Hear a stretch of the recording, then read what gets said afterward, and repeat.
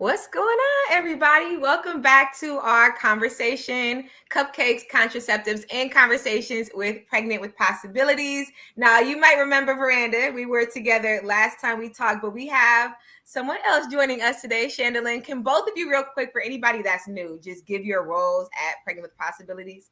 Absolutely. So I am Veranda Rogers, the Executive Director for Pregnant with Possibilities Resource Center. And I'm Chandalyn Hobbs. I am the program facilitator at Pregnant with Possibilities Resource Center.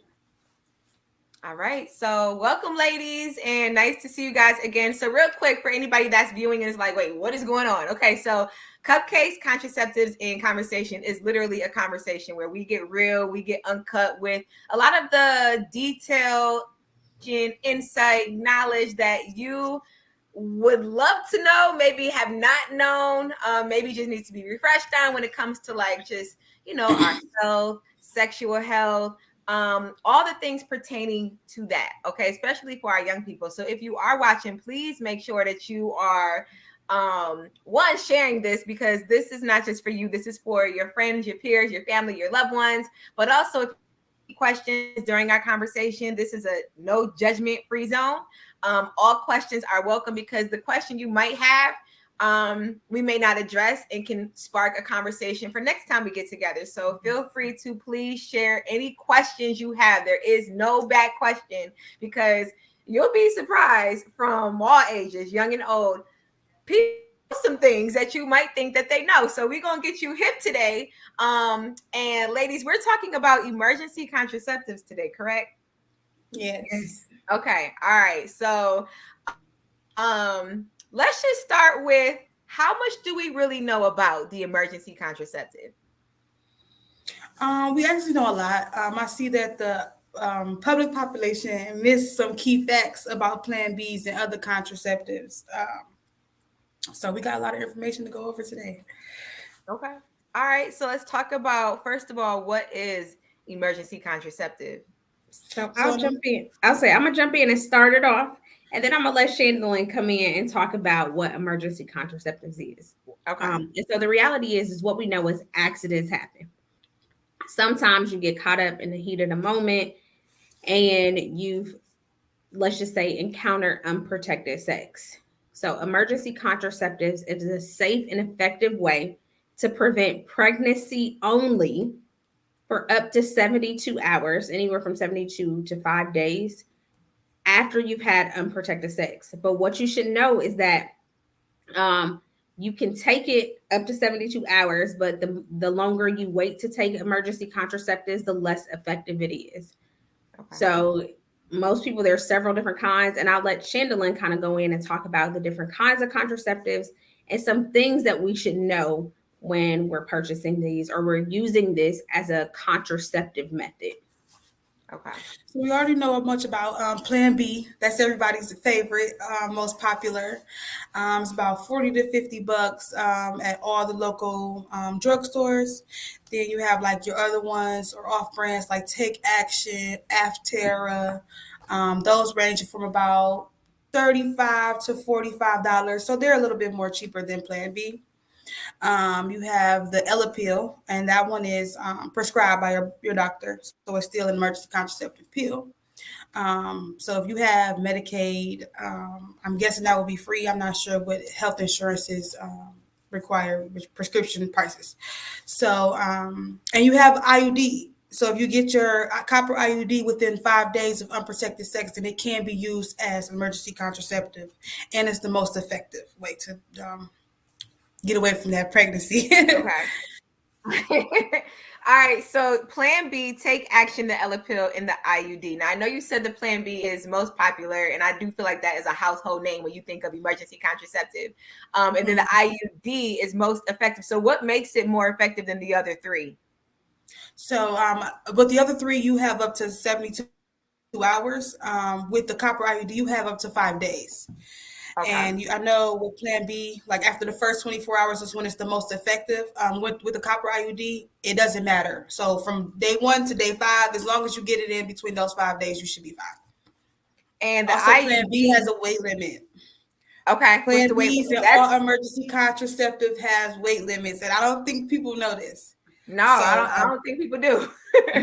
so So Plan what's so B. what's that? What's that about? What's that mean? What's the weight limit? Is it particular to just Plan B, or do they all have a separate weight limit for each They one? all have a separate weight limit. So Plan B is like 155 ish. The weight limit is 155. So anything over that, it will be less effective. With the L appeal, that one is like 165. So you have a little bit of a room there, but not too much of a room there. And the IUD doesn't have a weight limit. Okay, so let's just say somebody watching right now slipped up last night, right? Okay. And they like, oh my gosh, like I thought I could get the Plan B, but I have this weight limit impacting me. What is the step that they need to take? Because I know with the IUD, you have to get that through your doctor. So you can't Mm-hmm. just go to your local drugstore and go get no Plan B. Like, so what would be the next action for somebody who's in that situation? Like, do they, I mean, it's an emergency, but they do technically have like a sensitive time. Mm-hmm. So I would honestly say take Plan B anyway. Go get to Plan B anyway, and even then, all of the emergency contraceptive pills. So nowhere there was Plan B, Aftera, Take Action. They all work the same. They all have the same weight limit. Just the price difference. None of them are better than the other, honestly. So I would say get the pill anyway. Schedule a doctor's appointment that morning. But I would definitely, because it's not completely ineffective if you are over 155, but it does lower your chances a little bit. I was Gotcha. going to say, so the effectiveness essentially changes if you are over that weight requirement. Gotcha. Also, as we know, sometimes it can be very difficult scheduling an appointment with our healthcare physician or provider. Right. So, although we do have that 5 day window, everybody's situation is that they may not be able to get in that time to get an IUD. And one thing I didn't say is IUD stands for intrauterine device. There's several different kinds, but it does have to be surgically inserted. It Mm-hmm. only takes about, it's like a 15 to 20-minute process for this insertion, but it does have to be inserted by your medical professional. So that's something that's also a deterrent. One thing I want to talk about when we talk about emergency contraceptive is cost, right? If you find yourself in a situation that you're utilizing Plan B on more than one occasion, as Chandlin talked about prices, this can cost up most to $50. Mm-hmm. So if you, let's just say, buy three in the course of a year's time, you've now spent $150. You probably could have just actually spoke to your healthcare provider and looked at other contraceptive methods. For instance, you could probably get pills for like $10. Maybe if you have an insurance that provides them at a free cost, you could have had them for $0, and now you've just cost yourself $150 out of pocket. Plan B's Take Action, all of those pills typically are not covered under your healthcare provider because they're considered to be emergency contraceptives. IUD, intrauterine device, will be covered in any of the other methods, but this emergency pill is not covered under insurance. Okay. And I know a lot of people will sometimes say that they don't want the pill or the shot because of side effects and stuff like that. So they'll opt out of something that's more cost effective to get an emergency contraceptive. But you playing a little bit with fire when you do that. So you got to be careful now. When you hear the word Plan B, Take Action, these emergency contraceptives, there are some misconceptions behind them. Like a lot of people seem to think that they are abortion pills, so to speak. You know what I mean? But that's not true, right? That is No, not true. So essentially, what it is doing is stopping the sperm from fertilizing and breaching the egg. So it is not meaning that there is a live baby and it's not a abortion pill. I know you also just mentioned side effects. What you should know is, although the side effects could be minimal for emergency contraceptives, there are still side effects that you have to keep in mind. So, for instance, you can have a heavier period the next time during your cycle. You can experience nausea. You can have stomach pain, headaches, breast tenderness. Maybe it does even alter the timing of your cycle, meaning it'll come earlier or it'll come late. In the event that you get to week 3 and you have not had a period or a cycle, week 4, I encourage you to take a test because it means that maybe you took it As I said, the later you take it, the less effective it is, as well as if you are over that weight requirement, the less effective it is as well. Okay. So we can be honest and say that there are definitely people having sex at a very young age. With that being said, is there like an age requirement in order to purchase over the counter emergency contraceptives? Ah, that's a No. good. So there is no age requirement to purchase emergency contraceptive, nor is there a gender requirement. So if you feel more embarrassed, going to get it, have him go get it. You know what I'm saying? I'm just saying. I'm just saying. So no age requirements or gender requirements. Okay. And again, I just wanted to make sure we were touching on some things because I know sometimes people be like, you might be a little too embarrassed to ask, or you might thought but you did not know that in fact you don't have to be a certain age. So that is good to know. When should you not get emergency contraceptives? Ooh, that's a good Okay, question. I would pay attention to your cycles too. So if you are ovulating or in your ovulation stage, plan B, just like the weight limit, is going to be way less effective. So if you're already going through ovulation and it's fertilizing time for you, I would just go ahead and schedule my appointment to do IUD, but I would still take the plan B anyway. Okay. So let's see. Is there any other misconceptions or any other just I don't know, myths about emergency contraceptives that you might feel like should be cleared up in this moment? Mm. No, I don't think so. I'd say do what works for you, especially to other medications. So if you are taking medication for HIV, I think some of those medications interact with the L pill as well as Plan B too. So make sure you do your research before taking anything. So medications, weight, and ovulation. Those are the main 3 points that you need to be working on before I'm just going to the store and buy any Plan B or. got you. I'm gonna keep it a buck with you. So I get told all the time, stay your behind off of Google because I do it all the time. I be like, what's this? Google. What's that? Google. I'm saying, and between my husband, my doctor, they be like, girl, if you touch Google one more time. Okay, so when you say do your research, anybody who's watching, they might be like, well, I was on Google and I'm still confused, or I didn't read this, or maybe they got some misinformation. What would you say is the best way to research the best emergency contraceptive to take? So I'm going to jump in and say that when you purchase it, typically they're over the counter. So you have to see a pharmacist to actually purchase that. If you are already taking medication, I will have a conversation with them to say, hey, does it interact? For instance, if you take a lot of maybe like acid reflux medication, typically most of those medications require you to wait 2 hours to take anything else. So those are things that you need to be mindful of, because will it interact with something that's already in your bloodstream, something that's already in your body, and make it less effective as well. So I would definitely have that conversation with the pharmacist as you're actually purchasing these contraceptive methods. I know some people are like, well, I don't want them in my business. Well, you want to be safe than sorry. Right. Also, Google can be our own worst nightmare, right? We'll get on WebMD and we all think we dying.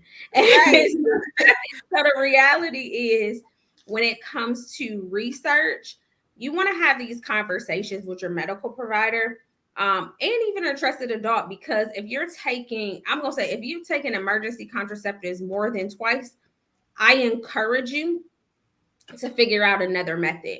There are several other contraceptive methods that can be utilized that are more cost effective, that are also going to prevent you from sexually transmitted diseases as well as premature pregnancies.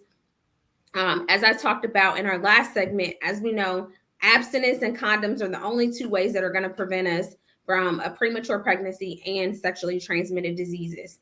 Right. But in the event that you are curious, you've already found yourself in the heat of the moment, you're engaging and you're doing sexual activities, be safe. There are other methods. So you have pills, you have the patch, you have the ring, spermicides, condoms, you have the IUD, you have an implant, you have a diaphragm. So there are several other methods that you could utilize that are going to be more cost effective than purchasing these emergency contraceptives that I told you aren't covered under your insurance. So, yeah. Have those conversations for sure.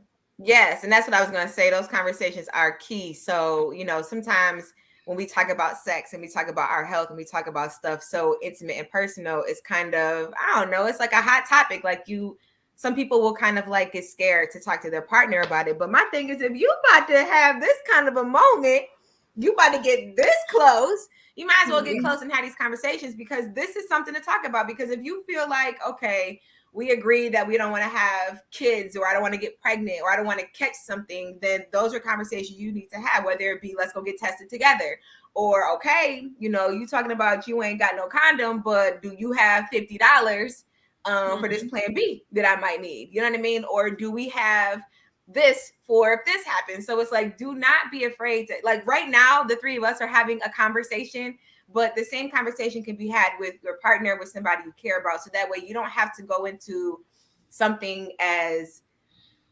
powerful as sex with all these questions and just cloudiness. Like, you have all these resources, especially with you two right here and Pregnant with Possibilities, and this event that we do. Now, mind you, I just want to remind you guys again that this is a conversation today. Of course, we're focusing on emergency contraceptives, but if you have any questions, maybe something sparked in our conversation today and you're like, dang, but I wish I could ask them about this. You could just drop it in the comment section. You do not have to worry about, like I said, no judgment. These are raw conversations and very necessary. So don't feel embarrassed. Don't feel like you can't be honest. You absolutely can, and we welcome it. Like, it might be something that you'll be like, oh shoot, I ain't thought about that. Well, let's address it. So please be sure to drop them in the comments, and please be sure to share this.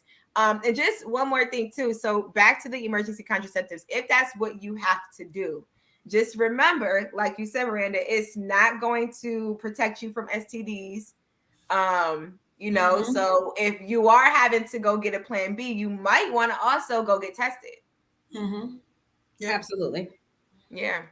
And so I recommend that if you are taking the plan B, so if you took the plan B, I would still make a doctor's appointment for a different type of form of contraceptive, as well as STD and STI testing. Yeah. And I was just going to say, like, age requirements, because we probably have a wide range of listeners, right, on this call today. There's no age requirement. You can be 15 and take a plan B. You can be 35 and take a plan B. So the reality is this contraceptive method is effective, and you can use it. There's no age restrictions. I know we asked about buying it, but is there age restriction if I want to use it? No, there isn't. In the event that you find yourself in a situation where you've had unprotected sex, you can use emergency contraceptive. I'm not just going to say plan B, because that's a typical name or brand of emergency contraceptive that we hear more often, but there are several other options. If you actually decide to go online, because you can, sometimes people purchase things on the black market, please make sure you're getting it from a trusted website, that you understand the side effects of these pills and what you're taking, and that it has some of the similar ingredients to any other name brand medication. And there's no age requirement on walking into the clinic either. So if you feel if it's an emergency and you need an appointment as soon as possible, you can't get to your provider. It don't matter if you're 12 or 25. There is no age requirement on going to see a doctor on things that are happening with your body below the belt. Yeah, that's good to know. So I do have a question, and this is something that I used to hear be like one of those misconceptions, or maybe just misinformation in general. So how do I want to say this? Like, can you take an emergency contraceptive too much to where it can become to like fertility or just future health issues related to reproductive and stuff like that? So I'm going to say, right, the longer you take something, your body starts to become immune to it. So I am going to highly suggest not to take it monthly, as if it's an emergency contraceptive. As I said, there's other methods. Right. because at some point your body gains a tolerance for the medication, and you also weaken the effectiveness. Yep. Yeah. There Because are several different clinics. no, but I heard Mhm. you mention too, you were like, so if when you were adding up the cost, if in your mind you're saying to yourself, ooh, let me put aside $150 for the month for some plan B's, like do you really, is that the routine? Is that really what you're trying to do, is budget for plan B's every month? Because it's like, it's kind of Definitely scary. not. But I feel if you have Yeah. other methods, if you're taking a method that's not so secure, like if you're taking birth control pills that you need to take every day and you may forget, I would recommend Mm-hmm. keeping a plan B on hand. Just so Okay. any if you're using withdrawal method, pull out game, keep a plan B on hand. But Yeah. definitely, I would go get something more secure if you're taking them repeatedly on a regular. Yeah. Okay. One thing All right. one tip and tool that I want to add to this conversation is, if you're a teen, right? And even if you're an adult, you can utilize the site 216teens.com is a website that was created right here in Cuyahoga County. It has a clinic finder. You can literally just put your zip code in. It will tell you the closest clinics to you. So whether you need to go and get tested, it'll show you where testing sites are.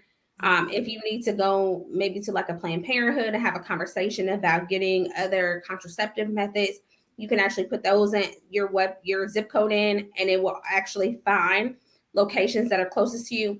If you are a parent, guardian listening to this conversation or topic, you can actually go to that website. It has quizzes. It teaches you how to have conversations with the youth in your life, or for youth that are questioning, you have questions, you want to learn more about things, you can actually go to that site and take the quiz. Just check your knowledge. See if you knew about some of these things, because what I find is when we go into school, 60% of the youth that we service every year has never had sexual health education. In the state of Ohio, we are an abstinence based provider. So that means schools only have to teach abstinence, which abstinence is the act of refraining from sex. So they do not have to teach you about contraceptive methods. And so sometimes what we find in the course of our work is that we have a lot of misinformed youth. Yeah. What you should also know is that 50% of youth make up new STI cases in the United States every year. So the reality is you're making conscious decisions, right? Conscious or unconscious. I hope that they're not unconscious, because that means that person doesn't have consent. And so Right. that'll be a conversation for another segment, consent and Right. what that looks like. But the reality is, if you're making a conscious choice to have sex, right, and you're doing it unprotected, you run the risk of an STD or STI, and emergency contraceptive plan B is not going to help you and protect you Yeah. from those things. Yeah.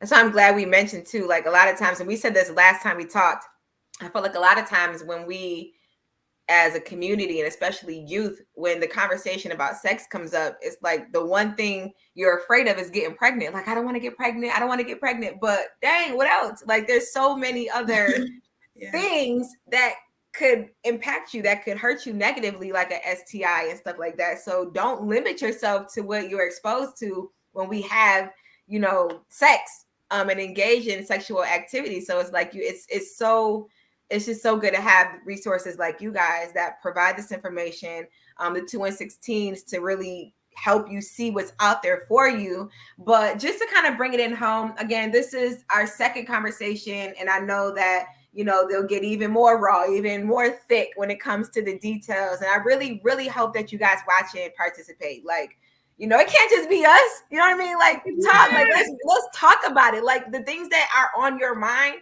the things that you're passionate about, and maybe you can't talk to your mom about, you can't talk to your dad, your friends are too immature, they don't understand, whatever the situation is, you really do have resources. So please, please, please take advantage. The resource that we have with Pregnant with Possibilities, how can young people or just anyone in general reach out and get the support from you guys and what you do and provide?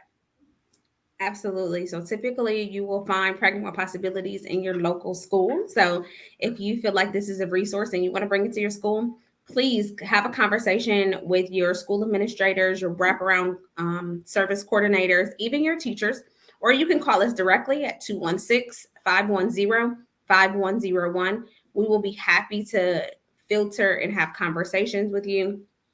Even parents, we've had to come in and be a liaison and just do also education, but we also provide a variety of different supports within the community. So please go to pregnantwithpossibilities.com. You can find more about the work that we do, or you can always call us again at the number 216-510-5101. Nice. Thank you, ladies, so much. And I'm excited for our next conversation. I hope that we have some good questions to carry on the conversation. Please remember to like, share this video, and be joining us next time. We'll be talking about it. We'll be promoting the date and the time that you can check us out for our next conversation. But thank you both so much for today's knowledge and insight and just good vibes. And until we meet again, I hope y'all have an awesome weekend. Thank Peace. you. Bye.